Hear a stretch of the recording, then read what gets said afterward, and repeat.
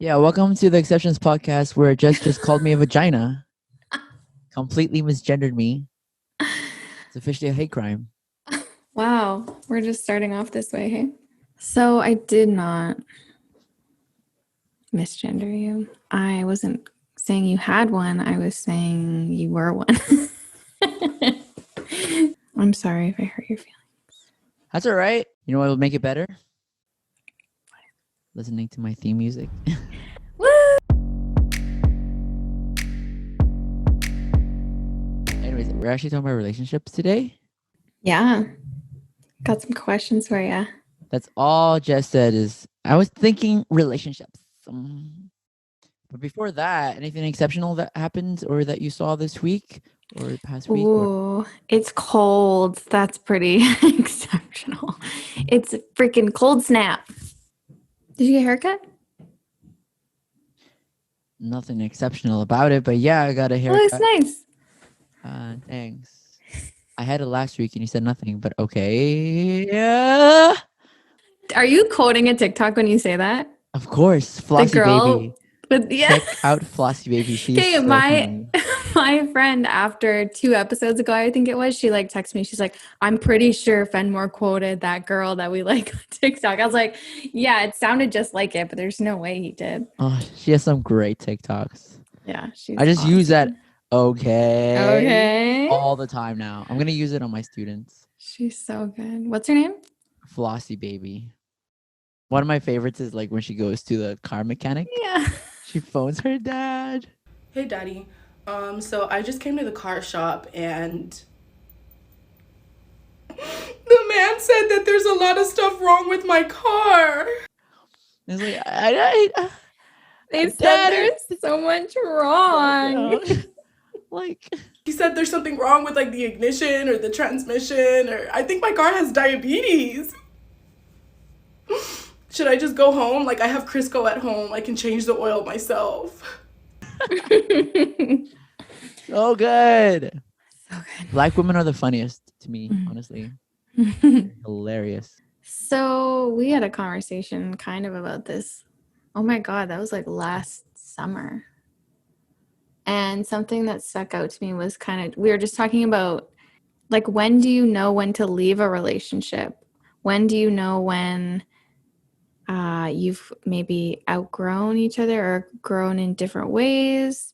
Or is it a matter of, I think you are kind of, about the particular situation we were talking about, you were more pushing for like sticking it out and you choose your person and you make this decision to be in a lifelong relationship with them and you push it out. Am I pushed through it? Oh, so we're talking about breakups. Well, I think we're talking about like how we view relationships.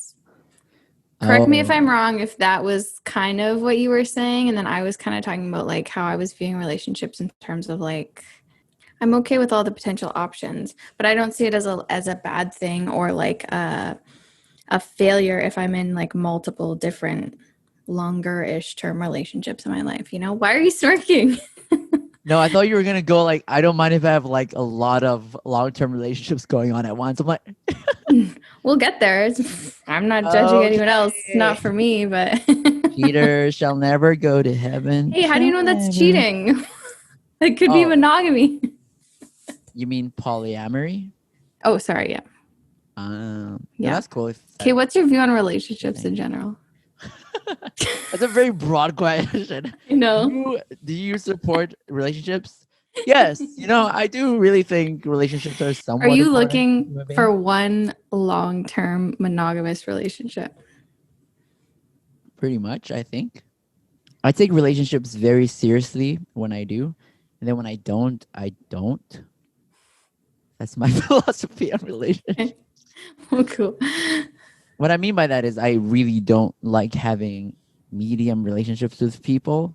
Where you just hang out a lot with someone and you really don't care that much about them. You're fine if they're there. You're fine if they're not. Do you think that sometimes people get into relationships to avoid being alone or just for the sake of being in a relationship? Yeah, since high school. I remember in high school asking my guy friends, like, wait, do y'all just have girlfriends? And they're like, yes. I was like, what? really? They're like, yeah, I mean, like, it's fun. And it is fun, I guess. But I've just always been very idealistic and dramatic about relationships. Okay. So I'm very sure if I start dating someone seriously and it doesn't work out the right way, my heart will be very broken. I don't want to deal with that. Well, why do you think that is? What is? Like, is there like some pressure that you're putting on the situation, or is it just like if it's a feeling that you have about someone, obviously you want it to work out? I think for me, it just has to be the vibe and the feeling. And I remember we talked about this, right? It has to be the feeling and the vibe. But my therapist said, just put yourself out there and just start dating. I'm like, you crazy girl. You bad therapist. I'm out of here. You're supposed to affirm my worldview. Validation. Stay in your room. She'll just show up one day and she'll be perfect, and it's all gonna work out. She'll come to your door with a delivery food and look into your eyes and say, "Wow, you're it." Don't patronize me. Don't patronize me. I'm not staying in my room. Listen, I'm okay. When you say putting yourself out there, nowadays people literally mean just put yourself online, right? Yeah. Hey, I'm not putting myself out there either. I'm not really interested in it right now. So we're talking about me right now. So trying to make you feel less bad. I put myself on Tinder. You did? Okay, let me be brutally honest. I put myself on Tinder, and the thing is, Tinder wanted me to pay because certain people like me, but I didn't match with them. You know what I mean? Like, pay $9 a month. Don't do it. 5 people liked you. Do you want to see who it is? I'm like, no, I don't. It's not real. Like, if we don't match, then whatever. Plus, I have a disadvantage because I'm like 5'8". So when you put that in, and I put that in my bio because I feel like it's important for guys to do that because girls really do want to know how tall you are. Don't want to give misleading information. But 5'8" does not exist. What? Is 5'8" short? Listen, no, here's the thing. You're either 5'11" and above, therefore you exist, or you're like 5'4" and below, so you're like, you know, an entertainment piece. But anywhere between like 5'6" and 5'11" is just like your average, and like no one cares. That's the truth of the matter. I think it matters more online. Like when you meet me in person, I'm more of like an in-person person. I just shine when you meet me. But like online, the 5'8", I think, just like, oh, okay. Oh, you're so cute. Good luck. I know, if anyone listening out there, let us know, like, how important is height to you as a girl or as a guy? Like, do you feel like, are you very insecure about your height? Yeah, I'd like to know from guys. I know that my friend who's listening right now will have something to say about height. And we've talked about it. Like, obviously, if she finds, the right guy, then the height's not going to be that much of an issue. But I'm 5'3", so I don't really think about it that much. But I think she is like 5. She might be 5'8". All the tall girls are like short girl privilege. Don't think about it that much. Wow, you get bigger dating pool.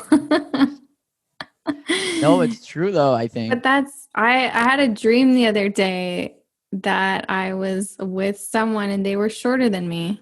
And I don't know why that was like apparent in the dream, but like it wasn't.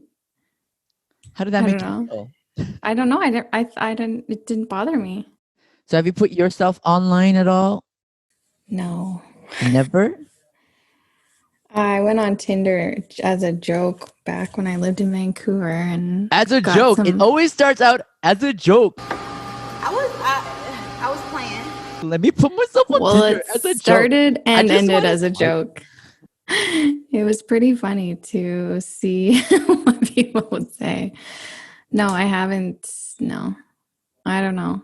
Okay, so here's a view of mine of relationships is that I might have said this before too, but like, I don't know. I don't actively seek them out, and I'm not saying that's a good or a bad thing. But for a while, I think it's been that way. Like if something comes up and it's like a good fit and I like them, then it's great and it's a thing. But I don't know. I haven't gone on the apps. I'm not like looking, as they say. Yeah, but you've had how many relationships now? Like 10? Wow. First of all, is that a bad thing? No, for anyone out there. I was actual boyfriends 4. If you want to go back to grade 8, when, you know, it was just the thing that you would call each other boyfriend, girlfriend for like a couple weeks, then if we're going to have to up that number to like 8, because grade 8 just got You got around. yeah, but I never kissed a boy, so Okay. in grade 8. Interesting. Yeah. One of my grade 8 boyfriends asked me if I wanted to kiss him, and I said, no. I remember our teacher telling the students, I think we're in high school, grade 10, you can have a girlfriend, but don't make out, because making out leads to touching leads to sex leads to babies. Do you want babies? Don't make out. Logical sequence. You put yourself online. How's it been going? No, that was a while ago. So I put myself online a while ago. I let go of that idea. First of all, because it is COVID time. So I'm not wanting to spend I hate texting. I'm not going to like have a digital relationship. I'd be so bored. So as long as COVID's around, we are living the bachelor life. Yep. I'm curious what it's like to be a guy on those dating apps, because I guess I would be curious about Vancouver as well, because my only like current knowledge of it is a friend of mine that has it and will go on hers, and it just feels hopeless because it's just like the same guy over and over holding a fish, white dude in a flannel. No, it's not. Like in Don't give my Kelowna, it bros. seems like it. No, don't give my bros a bad rep like that. First of all, it depends on the guy's mood. If he's just really horny, he's gonna be swiping right no matter what.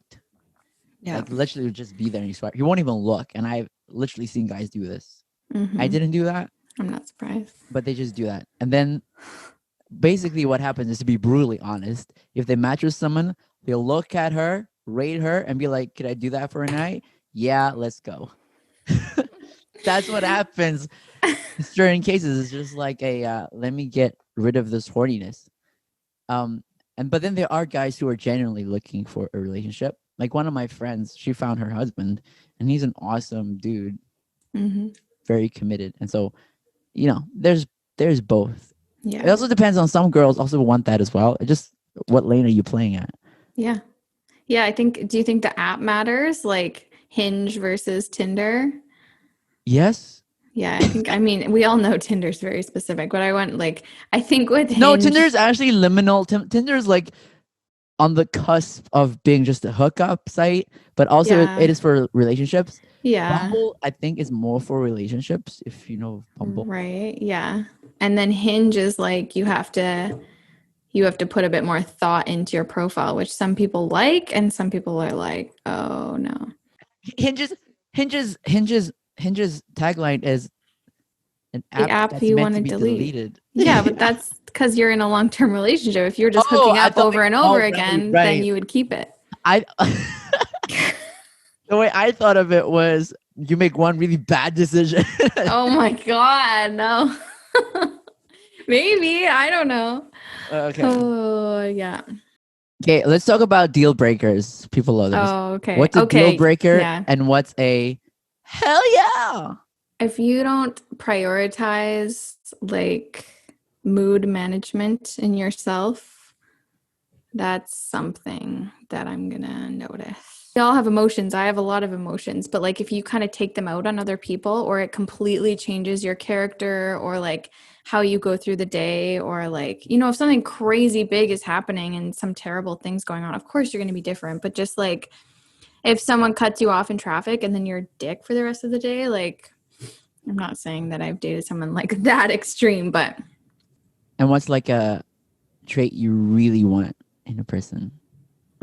I think just like knows how to be present and just enjoy life, and just like likes to be silly and happy about just like the little things. So like anything can be fun, and just like being okay with, I hate the word silly, but just having fun and laughing and stuff and not taking things too seriously, I guess. Like I can be quite serious too, but it's like being grateful for life to the point where you're actually enjoying it and everything's not, like stress comes and goes, but we still try and be grateful for what we have. You want a hobbit? A hobbit? A hobbit. Sure. Throw that height question out the window. Let's go. No, but I remember one of my friends saying like she would totally marry a hobbit over elves or men because they're happy, they love their life, they're cheery. Yeah. Oh my God. I need depth for sure and like deep conversation and stuff, but like there's a difference between, and like I'm not saying that someone who doesn't struggle with mental illness is not a candidate. It's just like, how are you reacting to it and dealing with it and helping yourself? You're 5'3", right?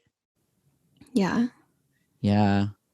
I wouldn't. Why is that a thing? Like, why does that matter? Why is there Height? something yeah. Is that just, I think that's just a gender role norm, isn't it? Like if you're a supermodel, like you're 1'8", 1'8" meaning 1 feet and 8 centimeters. No, wait. 1 foot. No. 1 meter. Like if you're like 6 foot, if you're like a model that's 1.8 5'11", meters. 6 foot, like you're probably gonna get a guy that's maybe a bit shorter than you. That's fine. I think it is just it's a norm thing. Okay, you go. Deal breakers, red flags, does height matter? Would you date a girl that's taller than you? Okay, if she cannot sew and cook, we're not doing What? it. And here everyone is a clear example of a misogynist pig. Oh, okay. Thank you for coming to episode whatever of the Exceptions podcast. I'll be doing this on my own next time. Cook and sew. I thought it would be listen. I genuinely thought it'd be cool to get someone who could like make clothes and all the traditional stuff, but also be an entrepreneur. Be like a business person. Like entrepreneur. Yeah. Entrepreneur. Do you say that because it's like those are things that would, what's the word? Not things you have, but they balance out like the skills, I guess, between. Sort of. I mean, that's just calling me lazy because like they must cook. They must also no. Yeah, or do you just want like you've said before you just want a housewife. So. No, I didn't say that. I said I'd be super cool with being a house dad. Right. Okay. Or either or. husband. You want someone in this relationship to take on that role. Who's going to take care of the 6 kids you're going to have? Our nanny. I think a deal breaker would be someone super judgmental. Mm-hmm. I cannot deal with that. Yeah. Obviously, talking crap about certain people, but in a funny way is fine, and very rarely, and only if it's very deserved. But I can't handle someone who's super judgmental because it irks me. It irks my spirit. But going back to that, they must be able to sew and cook. Those are really cool skills that this whole generation has missed for some reason. Especially when the apocalypse comes, those are going to be really helpful. Well, they are going to be helpful. Listen, I can't cook, so it's not that I need someone to cook for me. But I thought it'd always be fun to have maybe like a fashion designer girlfriend that can make your own. Oh, you're getting specific. I love it. This is why I've not been in a relationship, because they haven't come around. Okay, any ladies out there with silvery hair, fashion designers who live in the Lower Mainland are, probably let's say like 5'4" shorter. Hit us up. We've tried before. Did anyone ever text your phone number when you put it on the? No, obviously not. That's just weird. What? Our 3 viewers didn't text you? Please, too bad. Please don't. Okay, now I'm sounding desperate. I really am not looking for a relationship unless it comes naturally. Quite honestly, because I'm so busy right now, and I would either get way too distracted or not put any effort as much as I can into a relationship. You know? Yeah, me too. I feel you. If it happens, then it's sweet. In the meantime, we can give everyone else relationship advice. Mm-hmm. You're very qualified. What is it about guys? What is something that guys do in relationships that is just They don't take care of their mental health and then they take it out on their partner. And then us as women tend to take on the caretaker role, been there myself, and kind of see that as like almost a positive thing. Like they connect to me, I understand them, they feel seen by me. And it probably goes both ways too, right? But yeah, I feel like that comes up a lot. Like I feel like I'm sure like three of my friends can say that that was the case for them right now. Like how do yeah. how do guys take it out on Well, they don't take it partners? out like in a, abusive way, I would say, but kind of like mentally, like I think it just looks like being too reliant on that person. I think it looks like not dealing with your shit because someone kind of is now like committed to you, so they'll almost put up with it in a way. Like making the other person make a lot of sacrifices for your mental health condition when does that make sense? Like I don't mean that there's all like I also know people with mental health struggles who work through it and work with their partner and they work together and they support each other, and of course you're going to have to make compromise, that's part of a relationship, but when it's more one-sided and the other person maybe feels like they can't be themselves because they're too wrapped up in the other person's life or being the caretaker for the other person, or when they're making too many sacrifices and it's not a balance. What I'm trying to get at is we all have our challenges, right? Whether that's our mental health, whether that's our insecurities, our trauma, our attachment styles, whatever. And I think it's when you use it as an excuse as opposed to this is my thing that I'm working on and I see how this affects how I am in a relationship and I see how it could potentially negatively affect my partner. And here's my partner with their stuff. They also see how it affects the relationship and we work together to try and work on it. So this person makes sacrifices or what's the word? Compromises for this person makes compromises with it. And over time you grow together to the point where maybe you're both, living more fully and working through your stuff together. Whereas the alternate is this person has, say, let's just use X diagnosis as an example, and that's kind of always the excuse. I think even with a mental health diagnosis, you can still be working on it and not taking it out on other people. So when this person A, is trying to support person B with their struggles, but person B maybe isn't appreciating that.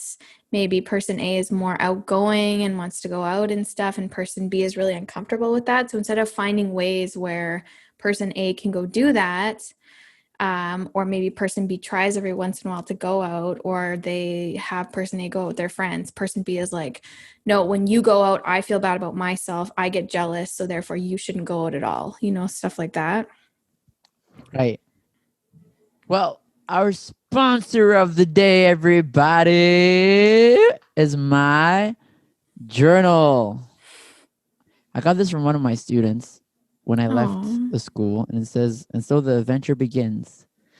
And everyone, you can go get your own journal at your own expense, and it's a great way to start, becoming more self-aware about the way you think. I've been doing it every night lately, and it's been really good for me, just putting out thoughts. And as a guy, okay, first of all, as someone who ruminates a lot sometimes, ruminating meaning I go over ideas way too much and I start spiraling, just putting them down on paper is a really great way to get it out of your head. But also, then it's a great way to not think so much all the time. That was very circular reasoning, but there you go. I'll probably write about that in my journal tonight and wonder why I did that. No, I but journaling agree. is not just for 13-year-old girls. It's for everyone. The greatest people on earth. Marcus Aurelius, for example, the Emperor of Rome, did it. And he was a great dude. He was very, very manly. So I suggest journaling for everyone out there. Know yourself. Yeah, reflect on your thoughts, people. Gets the mess out of your head and out onto the paper. And knowing yourself saves a lot of people trouble. Wait, knowing yourself saves a lot of people around you trouble. So, unfortunately, we're not able to get to the spicy part of relationships. Part 2. SCX. Oh. Yeah. Tune in next week when we talk about all our sexapades. I'm kidding. We will never do that. That is nuts. I don't know if I can do that episode while I work at this current job. No, I don't know if you we're can never either. doing that. So now that the podcast has sufficiently devolved into meaningless banter, I think it's time to end it. Okay. All right. Thanks, everyone, for listening. We'll see you next week. We hope you have a great week. We hope you journal. We hope you reflect on how you can be the best in the relationships you're in and use them as a tool for growth and deeper connection as opposed to reliance or a cover up for deeper things you're feeling. Okay. Just enjoy it. Have fun. Okay. And drop us some questions. We might do a part 2 where we do like a little Q&A about relationships and we give our advice. So that'd be We'd fun. love actually. to. If anyone wants to ask us a question, please do. You can ask anywhere. All right, everyone. Thank you so much for listening. Remember to rate us on iTunes like you'd rate your mother if she knew you were rating her. And remember, have fun out there.